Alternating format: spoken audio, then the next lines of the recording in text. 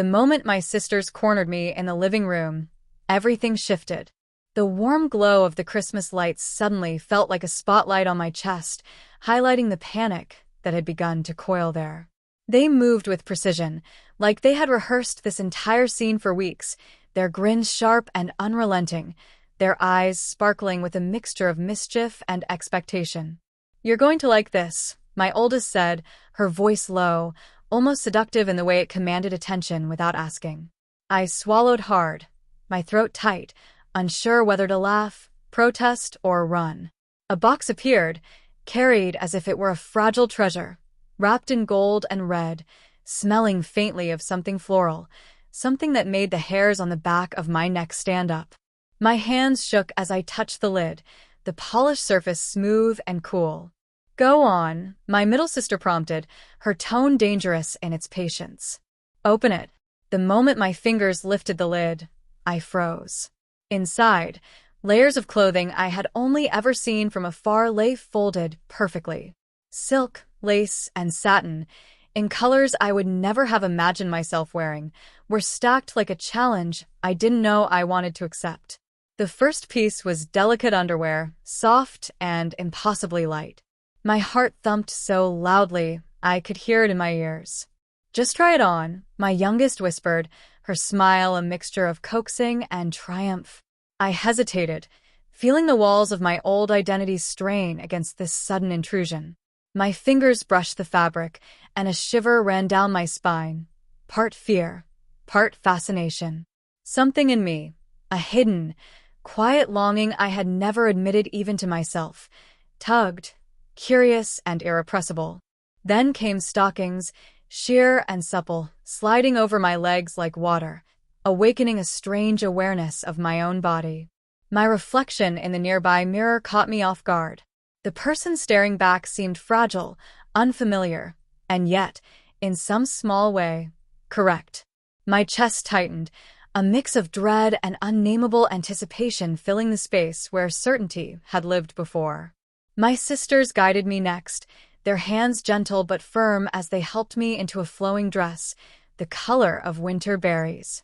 It clung to my shoulders, hugged my waist, and flared at the hips, shaping me into a version of myself I had never met. I caught my reflection again and felt a jolt, my own eyes widening at the stranger with my face. It wasn't just the clothes, it was how they shifted something deeper, something that had been quietly dormant, stirring now with a trembling insistence. They didn't rush me, but neither did they stop. They whispered encouragement, teased, and watched, the atmosphere vibrating with expectation. Every glance in the mirror was a confrontation. The body I had always recognized, reshaped. The face I knew, softened. My mind spun in a dizzying loop, resistance, intrigue, fear, and something like desire, though I didn't have a name for it yet. Then they brought out the finishing touches, delicate shoes, a subtle touch of makeup that made my features sharper, softer, and utterly unrecognizable to the version of me that had walked into the room moments ago. My fingers brushed the edges of the brush, my pulse racing, the smell of foundation and perfume thick in the air. Each stroke on my skin was like a small surrender, a quiet step into an identity I had never allowed myself to explore, a persona that existed simultaneously within and outside of me. I stood there finally, fully transformed, my sisters watching with a kind of reverent satisfaction. I barely recognized the reflection in the mirror. The person looking back was me, and yet not me. A shiver of fear ran through me, followed by a fluttering thrill, a realization that something fundamental had shifted. Questions collided in my mind about who I had been, who I was becoming, and whether this was an invasion or a liberation. My chest tightened, my stomach knotted, and yet I couldn't look away from the reflection that had somehow always existed, waiting for this moment. And as the room hummed with Christmas cheer outside the tension of our strange ritual, I realized I was standing at the edge of something I had never imagined, the beginning of a journey where every step forward might unravel the person I thought I was, or finally let me meet the person I had been hiding all along. I couldn't stop staring at myself in the mirror. Every movement felt surreal, my hips swaying differently, my shoulders lighter, my hands smaller and more delicate. I raised one hand, fingers trembling, and traced the curve of my cheek. It was me. It wasn't me. A strange dissonance hummed through my body, an electric current that made my skin tingle as if it recognized itself in a way my mind didn't. My sisters didn't interrupt. They simply watched, eyes bright, smiles knowing, almost reverent, as if they were witnessing a secret that only they had the right to reveal. "You look amazing," my youngest whispered, her voice soft but charged with excitement. I tried to smile, but it felt tight, foreign. "I don't know if I can," I trailed off, words caught somewhere between panic and fascination. My chest heaved, rapid shallow breaths filling the air around me, as though the fabric on my skin had awakened something long asleep. I could feel their eyes on me, not judging but observing, and that made it worse. Exposure isn't always about shame. Sometimes it's about the raw, undeniable truth staring back at you, and I wasn't sure if I was ready to face it. They didn't push, not overtly. Instead, they guided. One sister took a brush and, with delicate, assured movements, swept blush across my cheeks. The warmth it left made me flinch, yet inside, a quiet thrill pulsed. I caught the slightest reflection of my own lips, slightly glossed, slightly curved, and felt a pang of something I hadn't named before. Curiosity? Desire? Confusion? Perhaps all of it, tangled together. "You don't have to be afraid," my middle sister said, kneeling slightly to adjust the hem of my dress. "It's just another version of you. Not less, not more. Just different." Her words hit me harder than I expected. Different. That was both comforting and terrifying. I had spent years believing there was only one way to be me, only one skin, one presentation, one identity that mattered. And now, here I was, inhabiting another entirely, and it felt like stepping into a strange, exhilarating, and slightly dangerous dream. I tried walking, small steps at first, testing the weight and sway of the dress. Each movement felt like performing in slow motion, every glance in the mirror a confrontation with a reflection I had never allowed myself to acknowledge. My heartbeat thundered in my chest, but amidst the fear, there was a flicker of something. Pleasure? Maybe. Freedom? Possibly. The soft sound of silk brushing against my legs was intoxicating in its foreignness. They encouraged me to pose, to turn, to see myself from different angles. I balked at first, but their gentle insistence made it impossible to resist. And as I moved, I began to notice the small shifts, the way my body felt lighter, my posture subtly changing, the way I could sense the air differently, as though this version of me carried its own rhythm, its own gravity. I realized I was not merely wearing clothes. I was stepping into a persona, and the persona was alive in me, awake, humming softly. Then came the laughter. My sisters, delighted, teasing but tender, laughing softly at my awkward attempts to glide gracefully, to inhabit this new self without tripping over fear. Their laughter wasn't cruel. It was warm, almost celebratory, but it highlighted every insecurity I hadn't known I carried. And yet, even in my embarrassment, I couldn't help noticing something else, the thrill of being seen, really seen, in a way I hadn't allowed anyone to see me before. The days stretched on. Outside, the snow fell in soft, glittering flakes against the windows, painting the world in silver and white. Inside, the room felt like a cocoon, filled with the scent of pine, cookies, and the faint perfume my sisters had lightly spritzed. Time became strange, slippery, like it was folding in on itself. I was laughing at something one moment, tense the next, my mind spiraling through questions of identity, desire, and possibility. Who was I under this new layer? Was it me, or a costume I could shed at any moment? The lines blurred, and for the first time, I didn't want to blur them back. They left me for a moment, giving me space to examine myself alone. I stared into the mirror, turning my head slowly, watching the soft curves, the subtle reshaping, the stranger with my eyes. My chest tightened, my stomach fluttered, and a shiver ran down my spine. I caught myself touching my face again, tracing the faint outline of my jaw, the softness of my cheeks. My reflection blinked at me, patient, unjudging, almost coaxing me to accept it. And somewhere deep, in a part of me I had never allowed to speak, I felt the tiniest, most forbidden thrill, that maybe, just maybe, I could become comfortable here. Then, footsteps approached. My sisters returned, eyes twinkling, each carrying a small accessory, tiny jewelry, a scarf, a hairpin. They moved around me carefully, adorning me like a living doll, but in a way that felt intimate, almost sacred. Each addition was subtle, delicate, but transformative. By the time they stepped back, I barely recognized the girl in the mirror. She was me, but she wasn't. And yet, as my heartbeat settled into a slower, steadier rhythm, I realized something terrifying and exhilarating. I liked her. And that thought alone made the room spin. The house was quiet now, the hum of the heater and the faint crackle of the fireplace the only sounds filling the space. I stood in front of the mirror again, twisting slowly on the balls of my feet, listening to the faint rustle of silk against my skin. The reflection staring back was soft, delicate, impossibly fragile-looking, yet there was a strength there too, something in the curve of my jaw, the tilt of my head, that spoke of a version of me I hadn't known existed. My stomach tightened with a mixture of awe and anxiety.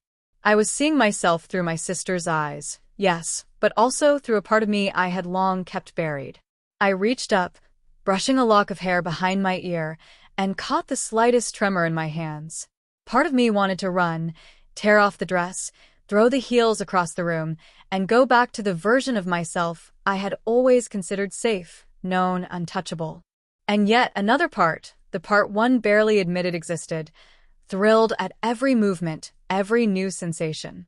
The soft tickle of stockings against my legs, the unfamiliar sway of my hips, the way my collarbone caught the light, it was hypnotic. I found myself turning side to side, watching how the light played across the fabric, how the reflection shifted with me, how I shifted with it. A laugh escaped me, nervous, almost guilty. It startled me. This was a sound I hadn't made before, one that belonged to this other me. My sisters were watching from the doorway, smiles soft but knowing, but I wasn't embarrassed anymore. Not fully. I felt exposed, yes, but also alive in a way that terrified me. There was an intimacy to seeing myself like this, a strange communion with my reflection that felt almost spiritual. I traced my waist with my fingertips, then my arms, feeling every line and curve, every inch of skin that suddenly seemed different, somehow more sensitive, more aware of its own presence. Then came the doubts. What if this was wrong? What if they were just playing a joke, and I had fallen for it? What if I was imagining feelings that weren't real, lusting after an identity that didn't belong to me? The questions spiraled, but even as they did, the reflection didn't lie. She was there, patient, unjudging, waiting for me to acknowledge her, to finally admit that maybe, deep down, I wanted this. My chest tightened again, a fluttering panic mixed with something more thrilling, something I wasn't ready to name. I sank into the armchair, tucking my legs beneath me, staring at the floor, then back at the mirror. The silence was almost deafening, but comforting at the same time. The snow outside fell heavier now, muffling the world, making the room feel suspended, as if we were all alone in some fragile bubble of time. I flexed my fingers, feeling the shift in my body, the way my movements had become more deliberate, more conscious. Even sitting felt different. I could feel the fabric drape around my legs, the soft weight of the dress reminding me that I was inhabiting something entirely new. My sisters approached again, quiet now, almost reverent, and handed me a small compact mirror. "Here," my oldest said softly, "just a little finishing touch. Nothing drastic. Just for you."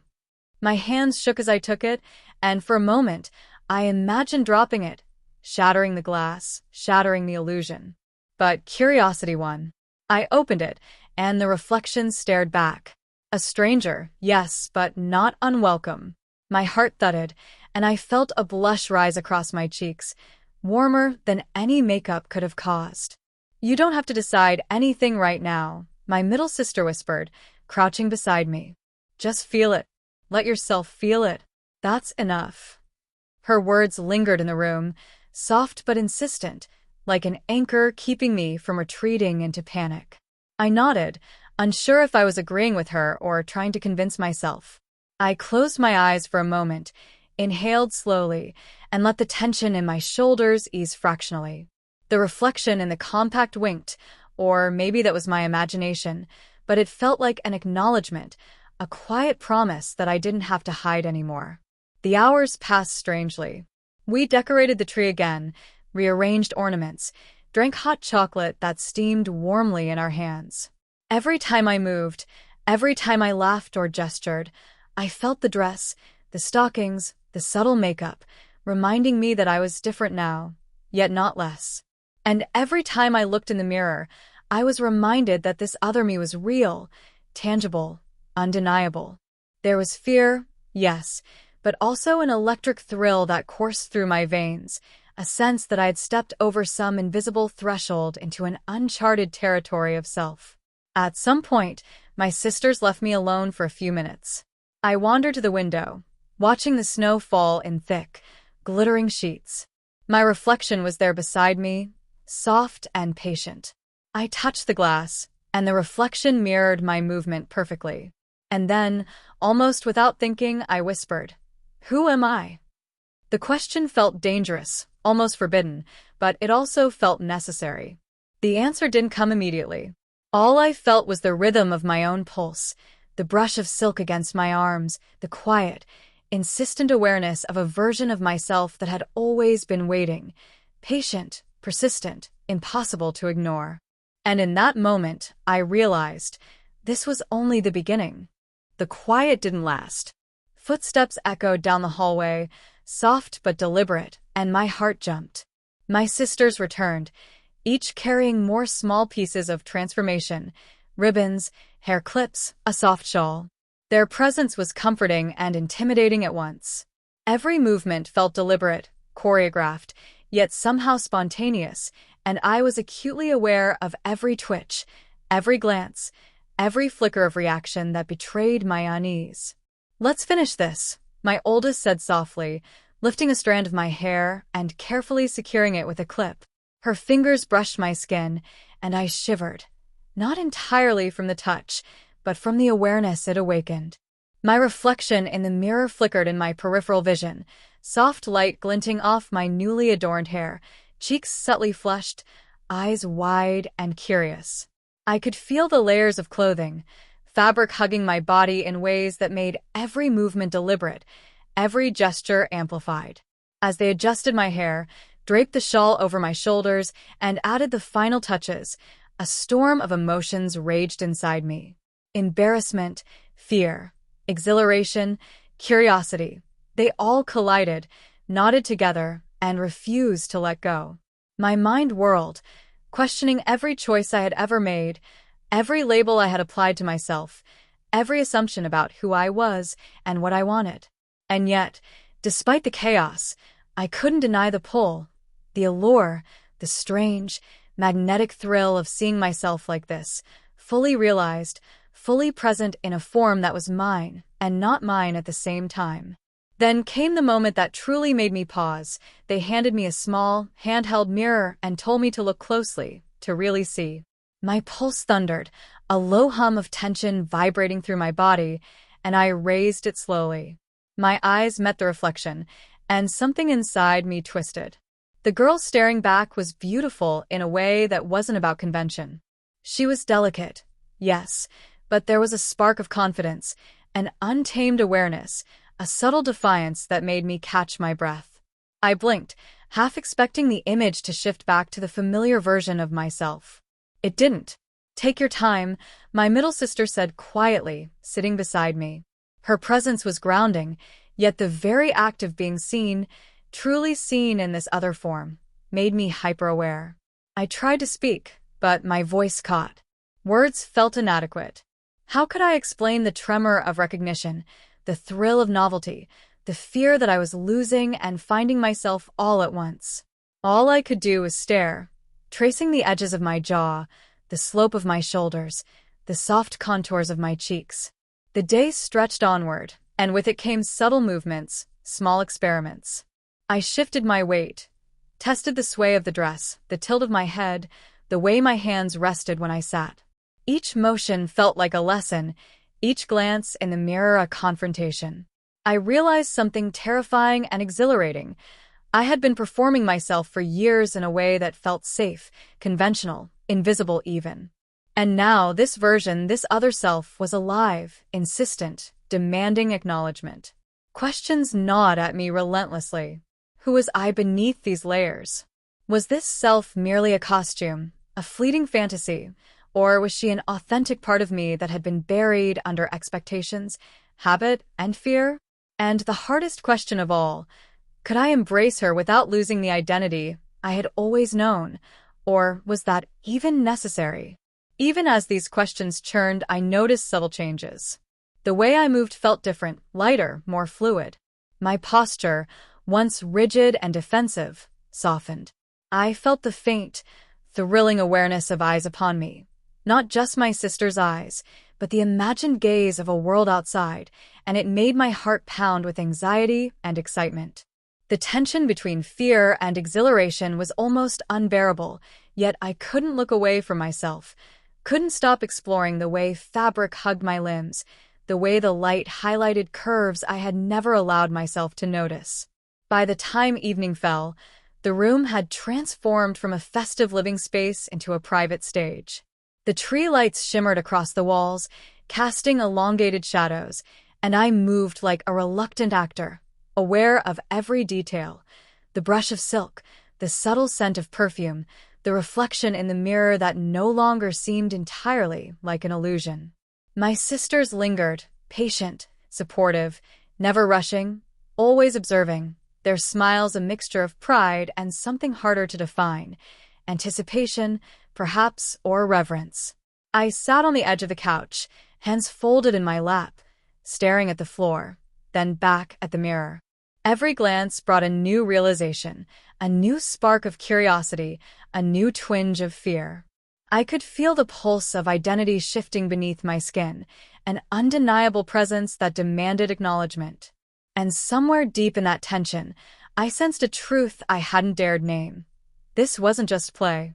This was discovery.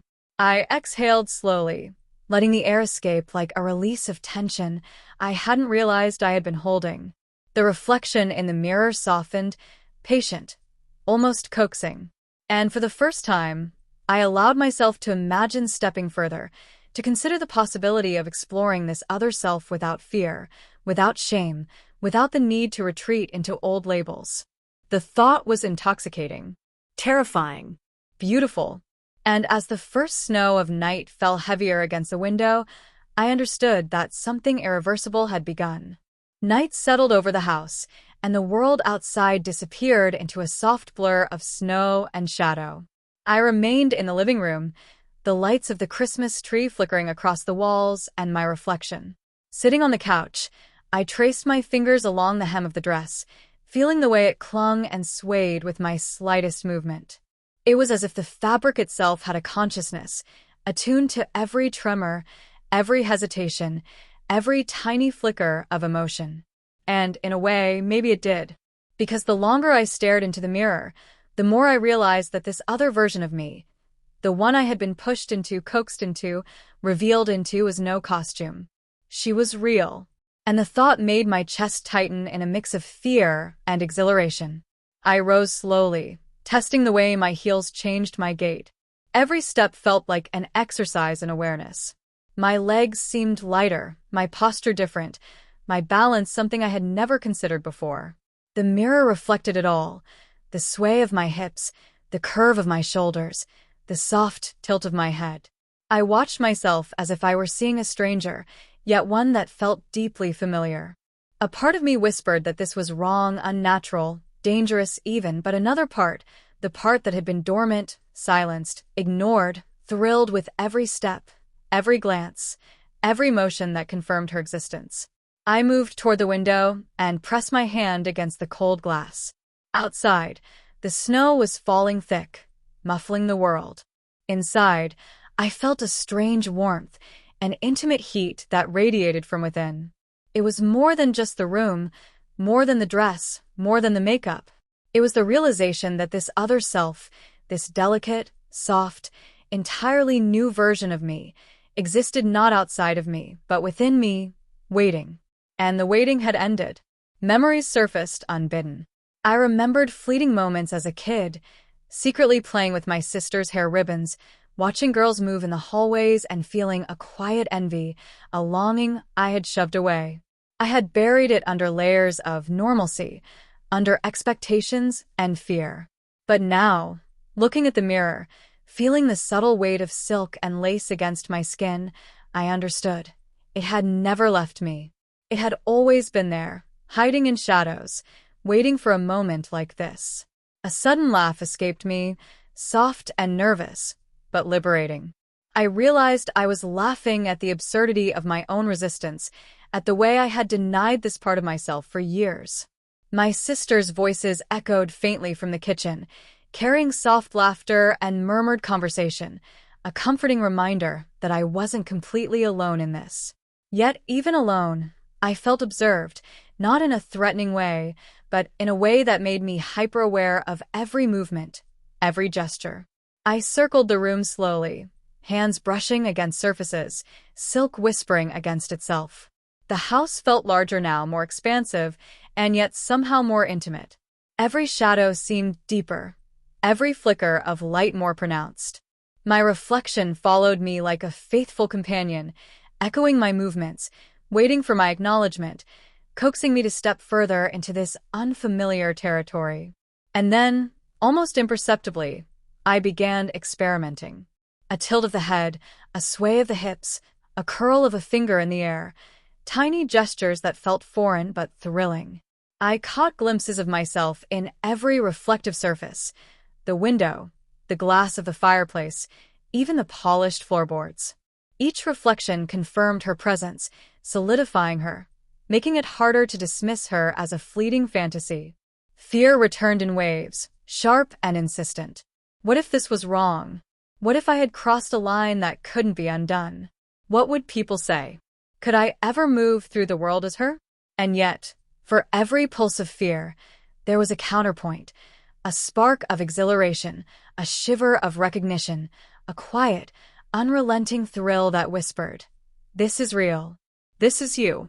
Hours passed. The house grew quieter, the fire dimmed to glowing embers, and I finally sank onto the couch, wrapping the shawl around my shoulders. I stared at the mirror, tracing the delicate contours of my face with my fingertips. My reflection was patient, unwavering, waiting for me to admit what I had been denying for years. And slowly, reluctantly, I whispered to her, to myself, "I see you. I see her." The words were small, fragile, but they carried weight. A door had opened, one I hadn't realized existed, and even in the uncertainty, even in the trembling fear of what this meant, I felt a spark of liberation, a faint but undeniable thrill. For the first time, I allowed myself to imagine the possibility that this wasn't just play, wasn't just a fantasy imposed by my sisters, but a real part of who I was. And in that quiet, snow-covered night, with the glow of the Christmas tree reflecting across the walls, I realized the journey had begun, and there was no turning back.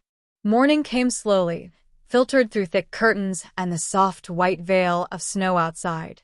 I woke with a strange sense of weightlessness, a lingering echo of the night before clinging to my skin. The dress, the shawl, the subtle traces of makeup, they were still there, as if part of me had decided to remain in that other shape even while I slept. For a moment, I panicked, wondering if I had imagined everything, if the strange thrill, the secret electricity of yesterday, had been some kind of trick my mind played on me. But the reflection in the mirror told the truth. She was still there, soft and alive, waiting patiently for my acknowledgement. I sat on the edge of the bed, bare feet brushing against the carpet, and ran my hands over the folds of the dress still draped across me. The fabric whispered against my skin, sending shivers up my spine.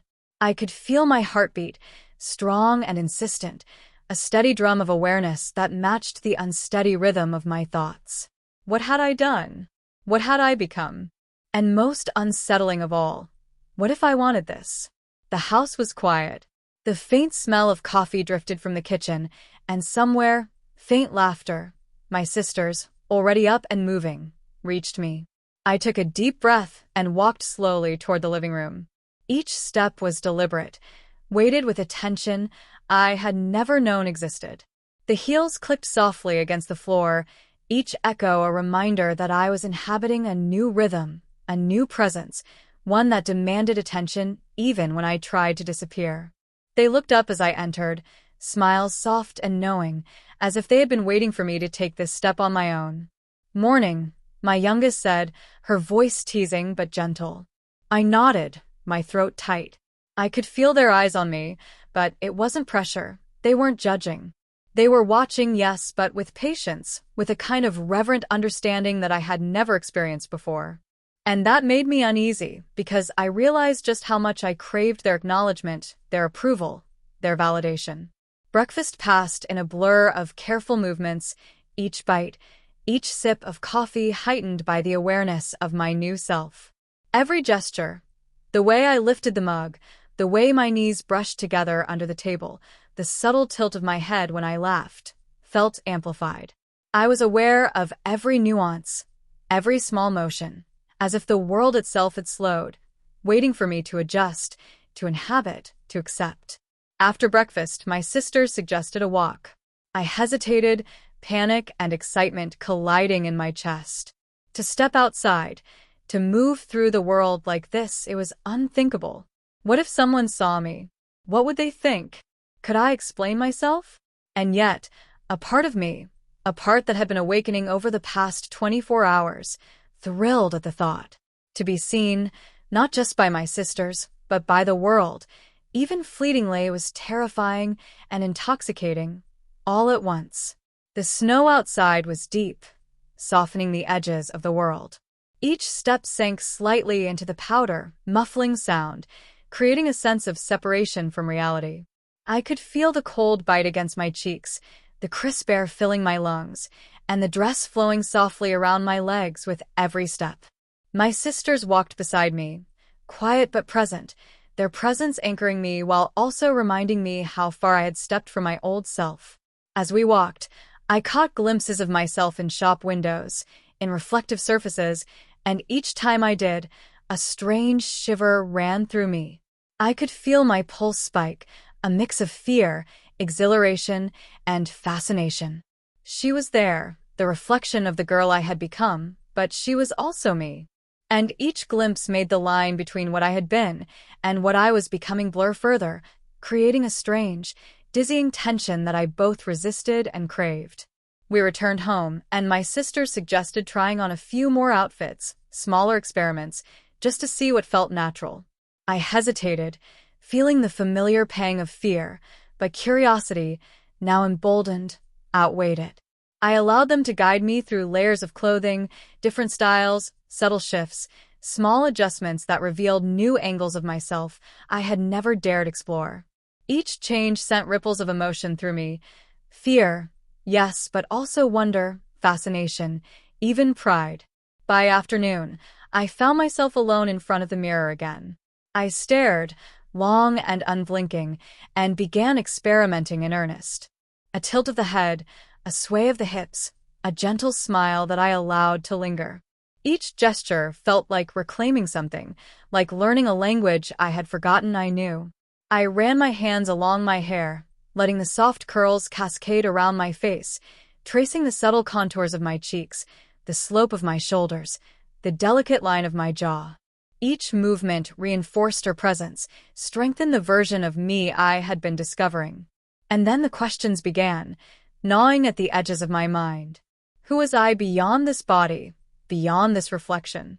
Was this self authentic, or just a mask I had been coaxed into wearing? Could I reconcile the life I had known with the one I was beginning to inhabit, or were they destined to collide violently? The questions didn't have answers yet, but the act of asking them, of allowing myself to consider them, felt powerful. Even as fear whispered its cautions, I found moments of joy I hadn't anticipated. Twirling slightly in front of the mirror, watching the dress flare, feeling the soft sway of fabric against my skin, it was exhilarating, freeing. For the first time in my life, I allowed myself to move without restraint, to inhabit the body, the presence, the reflection fully.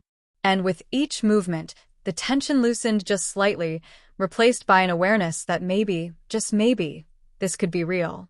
By evening, exhaustion settled into me, but in a new way, not the weight of resistance, but the tiredness that comes from emotional labor, from confronting fears, from stepping into the unknown. I sank onto the couch, shawl around my shoulders, and stared at the reflection in the mirror. She was patient. She was there. And for the first time, I didn't want her to leave. Somewhere deep inside, I understood. This journey wasn't about play. It wasn't about a momentary thrill or a joke. This was about discovery, about acceptance, about stepping into a self I had ignored for far too long. And though fear lingered, threaded tightly with uncertainty, there was also a spark, small, fragile, but insistent, that whispered, "Keep going. Keep exploring. Keep discovering who you really are." And as I finally closed my eyes, letting the quiet hum of the house lull me, I felt a fragile, exhilarating truth settle in my chest. I was no longer merely existing in my old self. I was beginning to live in this new one. The house was silent in the early morning, the kind of silence that pressed gently against the ears, making every creak of the floorboards sound amplified, intimate, sacred. I sat cross-legged on the living room carpet, my reflection in the window catching the faint light of dawn. For a long while I didn't move. I didn't need to. Just watching her, my reflection, the girl I had slowly become over the past days, was enough. Every curve, every subtle line, every flicker of emotion in those eyes was a reminder that she had always been here, quietly waiting, patiently coaxing me toward recognition. I traced my fingers along the curve of my jaw, down my neck, over the delicate slope of my shoulders. My heartbeat was steady now, not panicked, not frenzied, but alive in a measured, intimate rhythm that matched the quiet thrum of my thoughts. She was me, undeniably. And yet, not everything about me had been erased.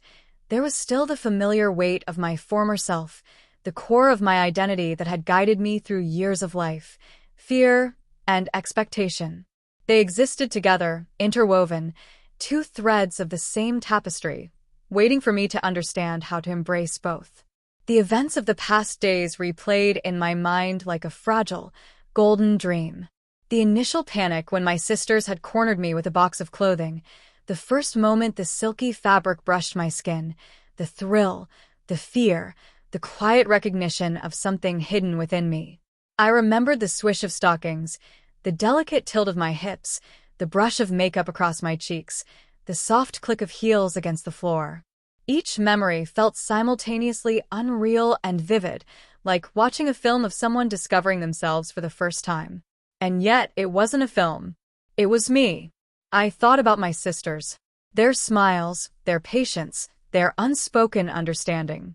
They had pushed, yes, but gently, guiding me toward a truth I hadn't dared name.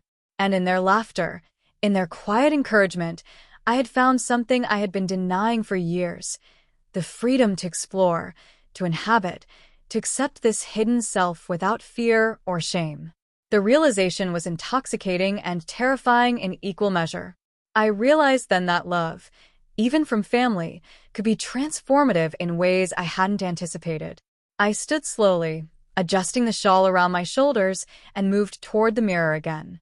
This time, I didn't just glance. I studied her, the reflection, the girl, the version of myself I had feared and longed for.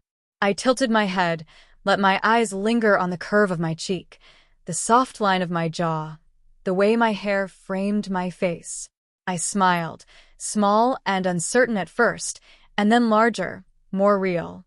The reflection smiled back, patient, unwavering, as if to say, "You are allowed. You are enough. You are real." The fear that had gnawed at me, what would others think?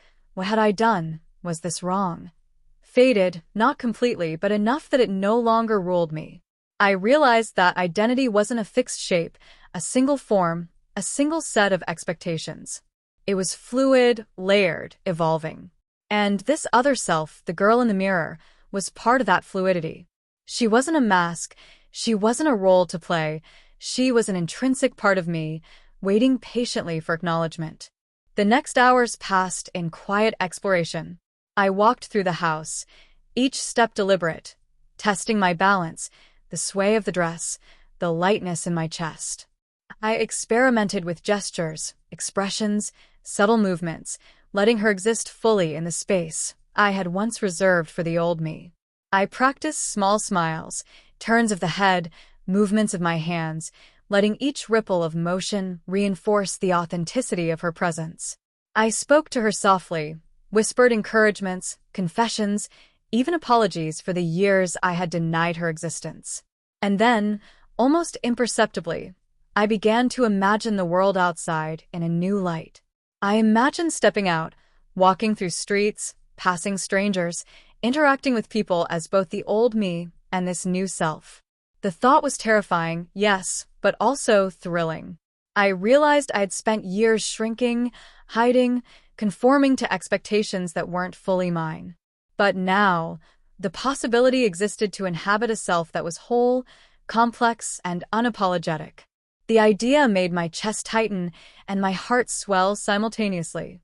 By evening, the house was quiet again, shadows stretching across the walls in long, golden bands of fading light. I sat in front of the mirror, brushing my hair gently, tracing each curve of my face and shoulders. I let the reflection stare back at me, patient, unwavering. I whispered softly, "I see you. I accept you. I am you." And for the first time, I didn't feel a tremor of shame or fear. Just a deep, unshakable recognition, a quiet peace settling into my chest. I realized something profound. Transformation isn't just about what's visible. It isn't about clothing, hair, makeup, or posture. It's about the internal acknowledgement of truth, the willingness to confront fear, to embrace complexity, to reconcile seemingly opposing parts of oneself. And in that acknowledgement, there is freedom. There is power. There is life. My sisters appeared then, quietly, carrying mugs of cocoa, their eyes soft with understanding.